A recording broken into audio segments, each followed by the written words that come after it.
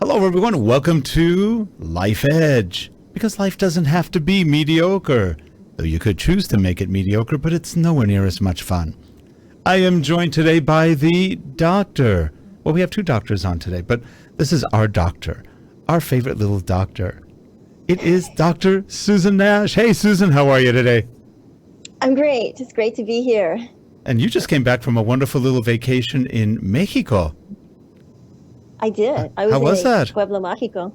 It was Pueblo great. Mágico. I love the name of that. Magic Town. Yes. It was How was it? Sayulita, and it's a brand new Pueblo Mágico. And enjoy what it? made it magical was the beach and beach. the surf and the dogs wandering around the streets. Oh, interesting. Well, you came back blonde or a little bit more tanned? Life is good. I'm very happy. Yes, been very happy. It was a beautiful, beautiful little village, and it has a great, great future. You know, you're part anthropologist at heart, aren't you? I think so. I think so too.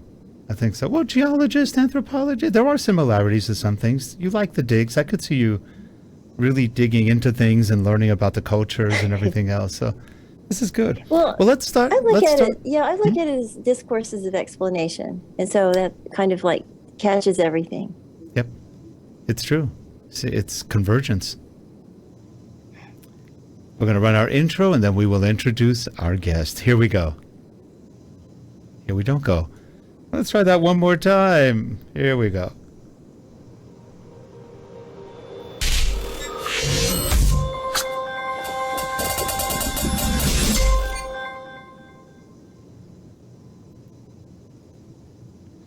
And we are back. Susan, would you like to introduce our guest? Very happy to do so. I'm thrilled to have a great guest today, Dr. Steven Tedesco of Running Foxes. And I'd like to characterize him, I guess, as a very successful entrepreneur, but he's many more things than that as well. He has his PhD in geology, and he's really managed to do a lot of turnarounds and do interesting things in the field of geology, and has implemented a lot of exciting technological innovations. So I'm really eager to be able to ask him a lot of questions because I'm always interested in how people become successful. So I've really built you up, Steve. Now I have a question for you. How did you get started? I started in mining and base metals when I was at Northeastern University on the co-op program. Subsequently, I left graduate school in Southern Illinois and went into coal mining. And it was during the big boom in the 1980s. Things eventually fell apart, and I suddenly found myself going into the oil business in the late 80s when everybody seemed to be leaving. And at that time, a lot of people were looking at the Illinois basin where a lot of my coal work was, simply because the reserves were shallow.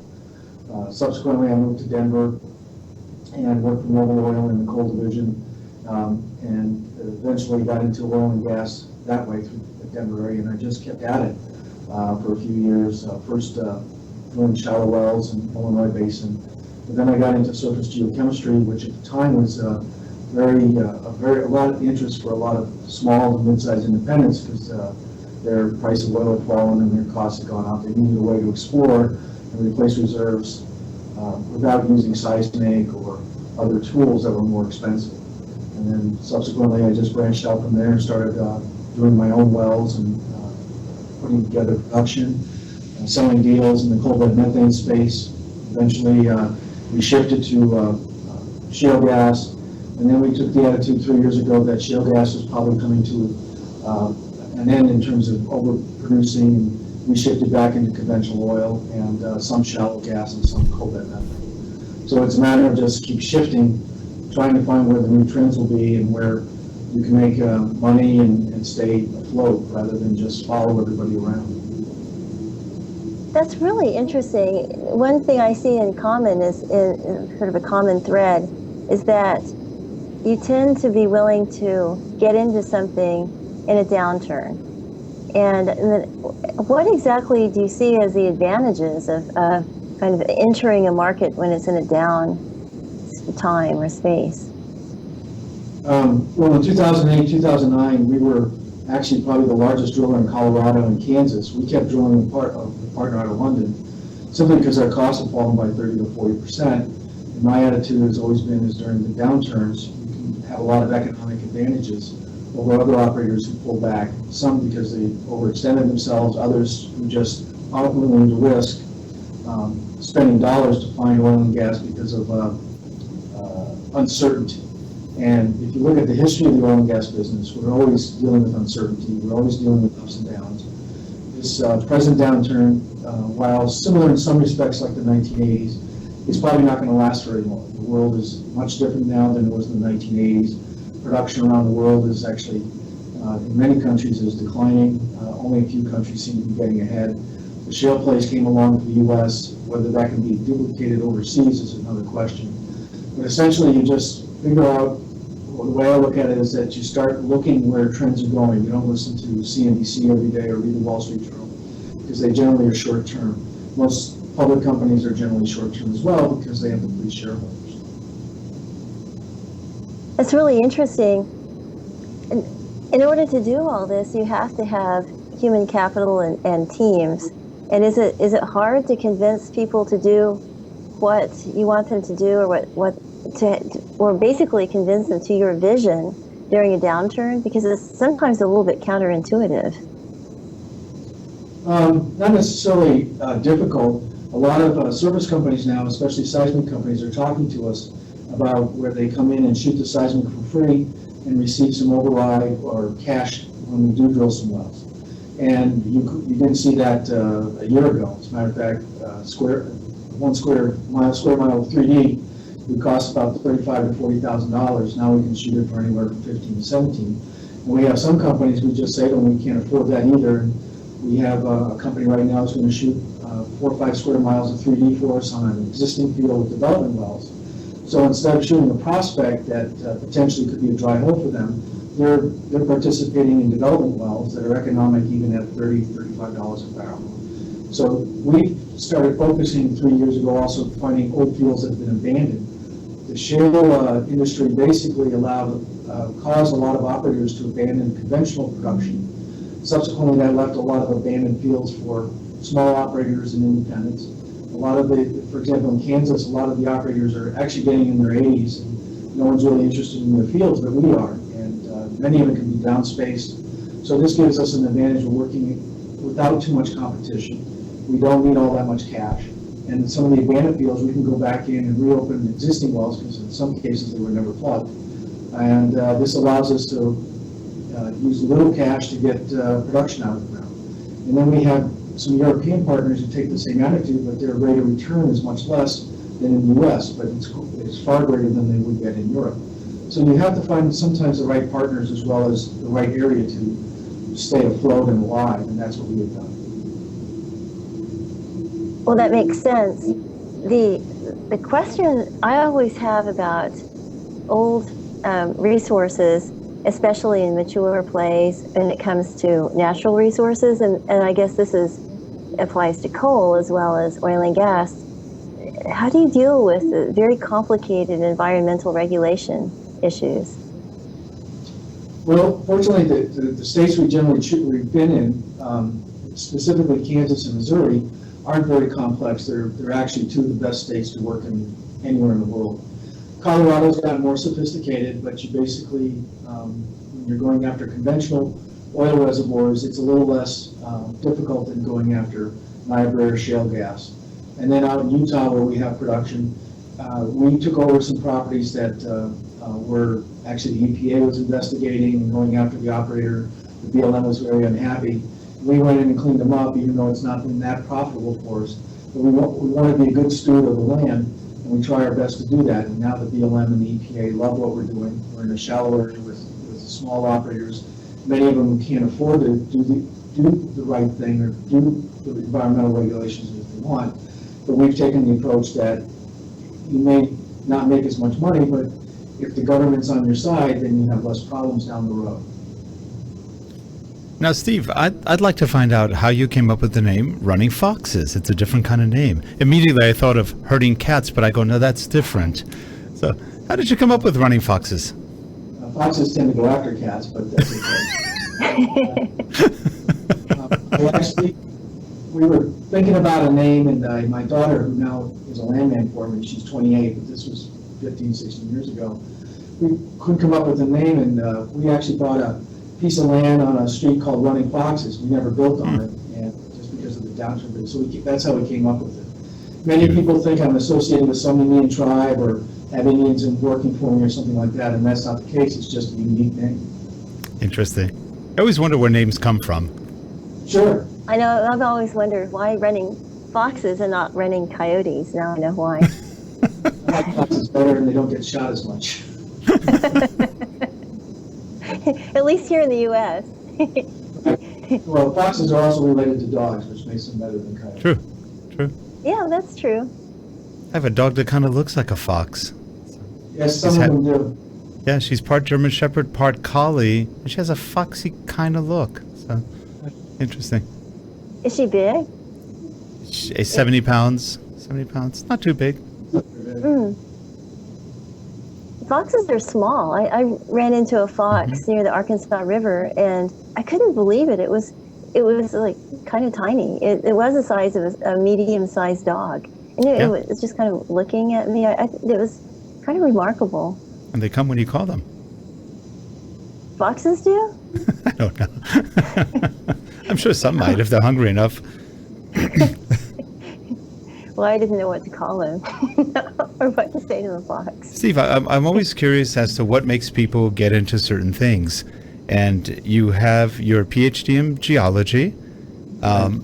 What made you go into geology? Well, in all honesty, it was my fifth major in undergraduate, and I took a class just to take a class. I thought it would be like geography, actually. And I was acing the class while many of the majors were getting C's. And, I just really enjoyed it. I had never thought of geology before. I was going to be a chemistry major, then biology and psychology. And then I jumped into geology, and I haven't looked back. I like finding things. It's a lot of fun to go out and investigate stuff and do stuff. That's great. That's almost the opposite of what I did. I was in engineering, then I went into chemical engineering, then business, and I wound up in computers. Go figure. That's interesting. Well, and I think that the way that you started in geology and mining, and then going to coal, and then oil and gas is pretty remarkable as well. And the process is, well, were you a hard rock geologist to start with? Yes, I was. And then I became a coal geologist and went into the oil and gas industry. Now, question for you, because there's a lot of talk, and we have a particular administration that abhors coal. What is the future of coal? At least in the U.S., I think it's somewhat shaky. I know other countries have no real issue with it, but what do you think the future is here, especially being a coal geologist and understanding it? But I think the future for coal is actually good. We're not going to get rid of coal. We have 500 to 600 years of reserves at present prices or more. We're the second, or either the first, second, or third country that has the size of coal reserves. So we have a tremendous resource. The clean coal technology isn't quite there yet, but people are working on it. Eventually, you'll have to use the coal. I think actually if you're investing in the stock market, we're either at the point or maybe close to the point of buying these coal stocks. Simply because you can't get rid of coal, they are exporting, you need coal to make steel, met coal, you can't get around that. Steam coal is going to other countries. Right now there's a downturn in the global economy, but at the same point, once it starts coming back, coal is still coal. And eventually, administrations change, and I just see that if energy becomes a problem, coal is always there, it's not going away. Also, coal's fairly, from a monetary point of view, it's not that expensive. No, but there were points the past 15 years that it got more expensive than natural gas or oil. And it's all because the demand for coal, when we had over 50% of our utilities consuming coal, now we're down to about 30%. When I started in the business back in 1980-81, it was 70-72%. So there's been a steady decline, but at the same point, there's been steady growth in the U.S. so that utilization is still somewhere around the way it was about 30, 40 years ago. It's just that people have gone to natural gas and nuclear. And in terms of nuclear, we're running out of uranium, and they're not finding very good additional reserves. So going to nuclear is going to be very difficult. Natural gas is the way to go, but unfortunately, you have to have a pipeline to get it. Yeah, I think right now, pretty much Russia owns most of the uranium, from what I've been reading, including ours. So, that's probably true along with South Africa and Canada. Yep. Yep. Yeah, there's quite Actually, a bit in Canada. It's interesting, though, like, I keep thinking of China and their use of coal, and I've had the opportunity to work with some coal geologists in China, and their use of coal is so dramatically large scale because they have so many coal-fired plants that but yet they've had so much air pollution that they've been putting a lot of money into technology to essentially, in a low-cost way, clean up the coal and manage emissions. So that should eventually translate to breakthroughs here too, I would think. Well, the real issue for coal here is that utilities can put on equipment and actually could reduce emissions tremendously. But the utility commissions in each state or area will not allow them to pass that on to the consumer. So then they have to ask the shareholders to pay for it with no return. So you can see where the conflict happens. That's why they don't do a lot of the technology that's needed, because they put the money in, but they can't get it back through charging for electricity. That makes a lot of sense. And a few years ago, too, there was a lot of talk about getting the emissions and capturing the carbon and essentially storing it underground and then using it for other things, basically stimulating production in certain fields, the carbon capture and sequestration. And that kind of like died a hideous, quick death when it lost its governmental subsidies. Well, and one of the reasons is a lot of the CO2 being generated would have to be transported long distances. We looked at using CO2 in our shallow water floods at 150 or 500 feet, but you need to be below 2,500 feet. And then the CO2 has to be close to where the oil fields are. The longer the transportation, the more difficult it becomes. It's very corrosive. Denver, for example, is very good at this. They know how to do it right. But there's some competition, but a lot of the CO2 is not in the areas where it needs to go to help the oil business. On top of that, CO2 sequestration was looked at real hard in the Illinois Basin to put it back into coals, especially Illinois Basin coals, which have no gas in them. The problem is that CO2 absorbs 10 to 20 times more quickly on coal, and within the immediate well bore, you basically shut the well down because you plug out the permeability and porosity. So that became a non-way to use it. They've talked about putting it in groundwater, but there's people who don't want it in their backyard and that sort of thing. So it's an expensive process. It may have to be done, but right now it's just not being pushed. Now, in some of the shows we've had recently, we've been talking a little bit about education, and especially in the sciences. I was reading an article the other day that the U.S. is almost lost in everything as far as education, which is really rather sad. Are you finding in your company, in your business, and in dealing with, let's say, geologists, engineers, that, especially with the younger ones, that you're getting well-trained engineers or geologists or people who work in the industry? Getting a BS just means you have a degree. Most companies retrain everybody, and that's what we do. We put them through programs. We've had interns who do a lot of different things.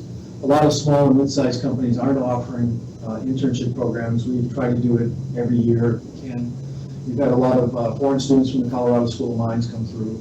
The problem is that the way the larger companies approach education, I don't think it gives many people hands-on training. Hands-on training is very important. Petroleum engineers get a lot of hands-on training, but you don't see many geologists going out in the field anymore. They sit behind a computer screen, and that's not how you find oil. We've had a couple of good, really oil finders, far better than me, but they were third generation oil and gas, and they grew up with running a workover rig, being on a drill rig, mud logging, and those are the people that really excel. But you don't see that. A lot of the courses outside maybe a dozen schools, for example, Oklahoma State, Colorado School of Mines, Texas at Austin, Texas A&M, and a few more that have oil programs and have field camps. One of the biggest issues now is a lot of field camps are going away in the geology departments. 3 years ago, Jim Leitner and I, both and I are alumni from Southern Illinois, put up enough money to keep the Southern Illinois field camp going. I never went to the field camp because I went to the one in Boston, but it's critical for geologists to learn hands-on geology. He needs to really understand it. I think it was really good I started in hard rock mining because hard rock mining is very, very hard. I always thought oil and gas was easy, and it's very hard as well. But essentially, you see a lot of geologists who don't have experience. And I would say that some of the undergraduate school of mines are not exactly what, looking at them where I am now, I'd be surprised to why they get jobs. But at the same point, I might have been seen the same way by older geologists at that time when I entered the workforce. But there's a lot of lack of hands-on training. We're just seeing a lot of stuff done with computers. Computers can do it all. They can map it. But oil has always been, and this statement is always true, is oil is found in the minds of men. It's not found by computers or models. I'm really glad you said that because I was thinking about that too when you were mentioning it. Schools are getting rid of their field camps. I can tell you that if I'd heard that, I'd go, I'm changing to a school that has no field camp because I kind of dreaded it, even though I like being outside.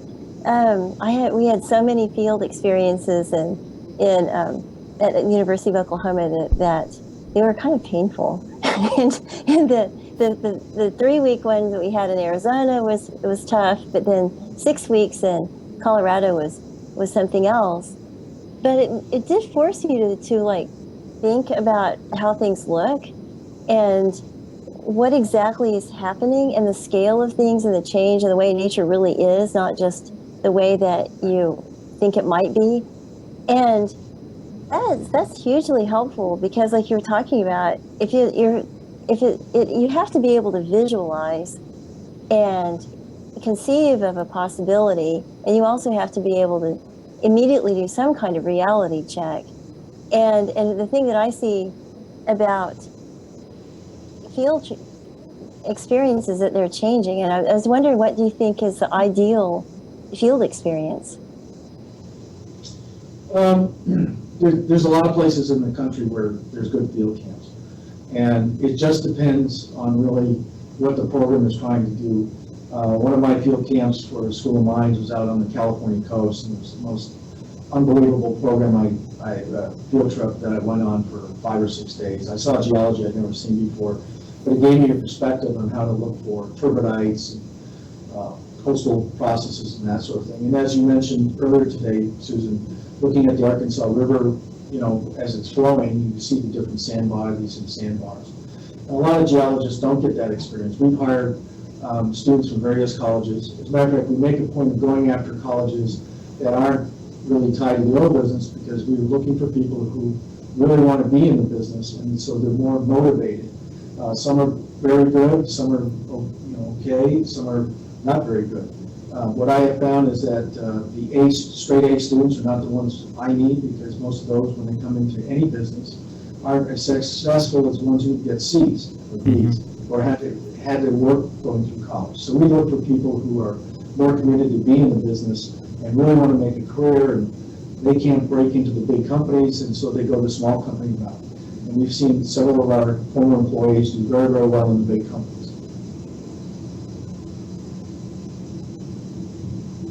Well, that's really exciting, and I wonder too, what are those intangible qualities that make young geologists successful?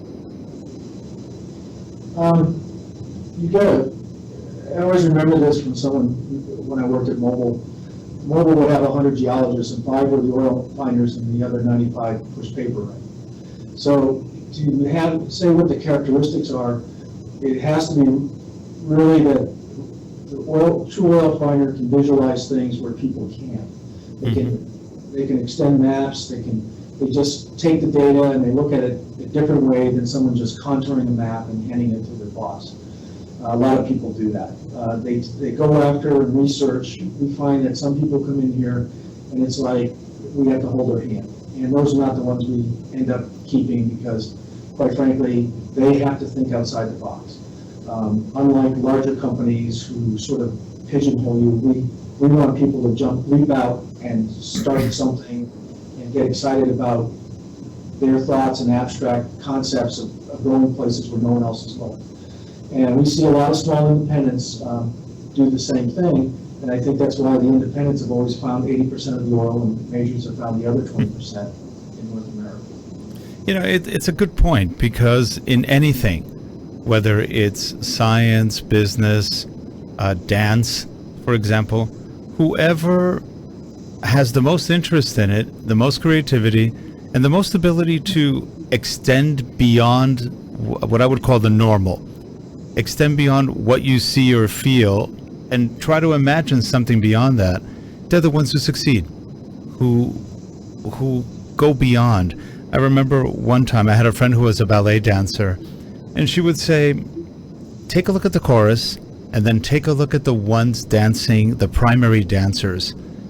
There's one thing that stands out. The primary dancer extends further, looks further, flies higher, and all of that shows the hard work, but also the effort, the creativity that they have, and it stands out.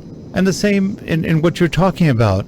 I've met a lot of engineers and scientists and business people, computer people. What makes some different from others? And it is that spark, that ability to visualize, create, or make something out of nothing. It's pretty amazing. Yeah, geology is very much an art, because what we do is we try to project where things are going to be based on various concepts. And sometimes you really, really have to take a leap of faith to find oil and gas in certain areas. And sometimes it doesn't work out, sometimes it works out fine. But the people who really are successful are the ones who take the bigger risks and with the bigger vision. That totally sounds like entrepreneurship too. And I think that, and I like what you said, Rick, also about how you're extending further. And don't you think it also ties to vision? Having just an extreme vision. Yeah, and a good imagination. I think without an imagination, you don't go anywhere. Right. Oh, I totally agree with that. Yeah, I remember, let's go back to 1980, 81, MTV came out. And the first thing I said after watching, I don't know how many of those music videos for the first day, we've just killed imagination. Oh, Because really? now you get the sick imagination of some drugged out guy in Hollywood coming up with some really bizarre schizophrenic scenery, and that's the song. Well, maybe that wasn't what you imagined the song to be, but now it'll never be the same because you've got their imagery. And if you control imagery, you pretty much control people to a certain point. They lose the imagination. Right. Right. That's an interesting point, Rick. It's true, and it is interesting how we program ourselves through image, and also incredibly powerful connection to sound as well, but then attaching a meaning to it, that's what really makes it powerful. Mm-hmm. But right now we're in a time where we can easily substitute different images and things too, and we can choreograph. I mean, you go to YouTube and you see the same song, it has thousands of different kinds of of images with it. So what are the consequences of that? Are there too many messages? And I think it's dulling the brain. I think we dull people's brain. And when they're dull, they're just not going to be very productive or creative or resourceful. If you're fed imagery, then the imagery in your brain is just going to get quieted down. Well, one of the things that we force our geologists, anyone who come into, is hand contour maps. It doesn't sound like much, but a lot of geologists coming out of school the past 15 years have relied on a computer to map various reservoirs and that sort of rock units. We force, which I grew up on, is hand contour everything because it does look different than doing it by a computer. It's amazing how many people we hire have not done that before. I don't like the concept, but it forces them to think because they can see different ideas by doing that the computer would never come up with. I remember Well, when I that's was in true. engineering school, we had slide rules. They were barely the beginning of the Texas Instruments and HP calculators, slide rules. And when the calculators came out, one teacher I had said, "No, do it with the slide rule. You'll learn exactly how it works." But it worked. We did learn. We did learn better that way. It was interesting. Everybody was kind of going, "No, I don't want to do this. I want to do the calculators." But no, I had to do a lot of things by hand. And I don't know if they do that anymore now. I would tend to doubt it. But it did teach you the theory of how it worked and forced you to really think about it more. Well, there's a That's danger, right. though. Like, okay, in mapping, okay, Steve, I have a question for you. So you ask people to hand contour, and I remember doing that, and I would immediately think, okay, this looks like a delta, or this is a fluvial deltaic, and this is a point bar, or this is a cut bank, and I would immediately start contouring it like that, emulating what I had seen in nature, even though I didn't really necessarily have the data points. But I would go, I feel this is this way. But then I finally got frustrated with that, so I started just doing it in the shapes of different vegetables. Okay.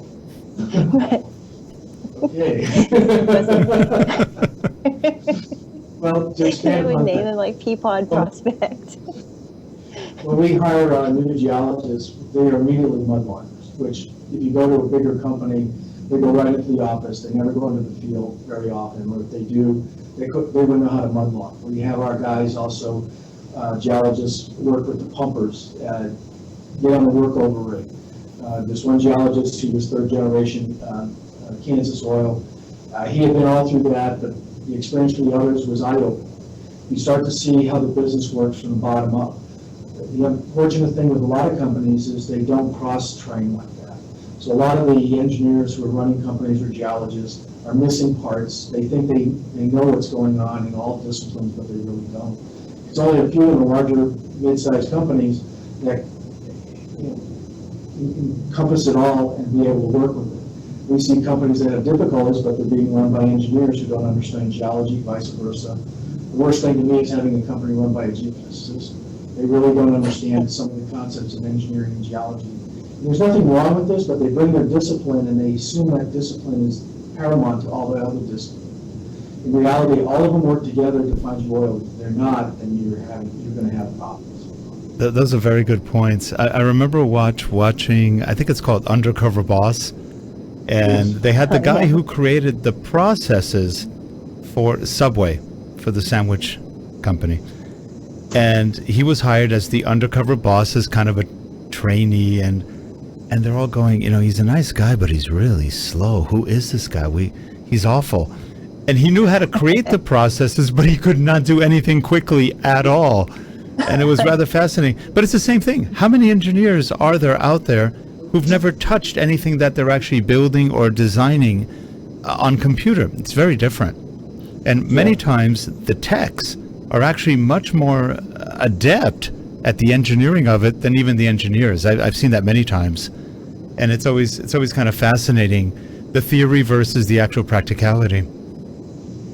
Well, what you have to remember is that we drill these holes down to, let's say, 20,000 feet. They're 6 inches to 10 inches wide, and we extrapolate a lot of what the rock is doing down at those depths based on concepts and engineering principles and geology. In reality, it probably isn't doing anything like we think it is because it's at 20,000 feet in a small area. And we've seen where we've had some good engineers, but they get baffled by something, and one of the field guys who's been in the industry 20 years figures it out faster without putting it in complex equations or modeling. Mm-hmm. So hands-on is very, very important, but we always have to remember is that it takes a lot of trial and error to figure things out once you encounter something new or something going wrong. That's so true. And I think that capturing those lessons learned and transmitting them is very important as well. And that's where I think that we're talking about team effort and having cross-disciplinary, cross-functional teams is really critical. Everybody has the same mission and has a lot of freedom if it's results focused. and not just like protocol or process focused. Right. Well, we are almost out of time. And part of the reason we came up with the name Life Edge, which Susan came up with, I thought it was a really cool name, different name, Thank you. is what are the things in life that have given you an edge? What, for example, Steve, in your life and in your career from childhood on to now, what things gave you that edge, made you an entrepreneur, made you think differently or successful? What could you attribute to that? Well, I think some of it comes from the fact I started in the mining industry, went to coal, so I have different perspectives on some things. I also accept some technologies in mining that the oil and gas industry generally hasn't accepted. I believe that all of the methods and technologies out there have to be utilized because it's getting to be a very complex world in finding oil and gas. Even though the geology may be very simple, such as in Kansas, there are traps we haven't even thought of yet that people are just starting to find or starting to investigate that 10 years ago no one would believe they existed. So I think that just having a wide, broad experience across several disciplines is important. I also think it's something that's part of someone's character is to be an entrepreneur and sort of a maverick and going out there and going against the grain or the trend or figuring out the next big thing. So that's just who I am. Great. Great. Well, we are pretty much at the end of our show. Susan?